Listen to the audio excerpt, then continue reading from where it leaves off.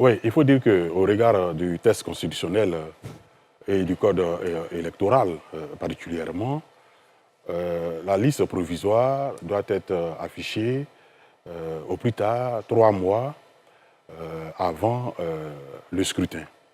Et le scrutin, selon les dispositions pertinentes de la Constitution, aura lieu le dernier samedi du mois d'octobre, précisément le 25, samedi 25 octobre. Subséquemment, les 3 mois précédents de cette date débutent le 25 juillet. Et donc ici, la CEI est dans le délai. Mais là n'est pas le problème.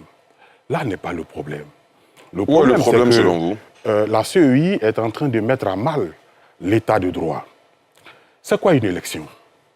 C'est un mode de désignation des gouvernants par les gouvernés dans une démocratie républicaine.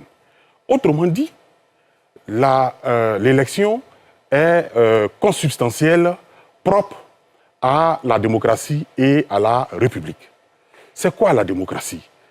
La démocratie, c'est d'abord et avant tout l'état de droit. L'état de droit consacre le primat de la loi. C'est-à-dire que et les gouvernants et les gouvernés sont soumis à la loi. C'est ce qu'on appelle le principe de l'égalité.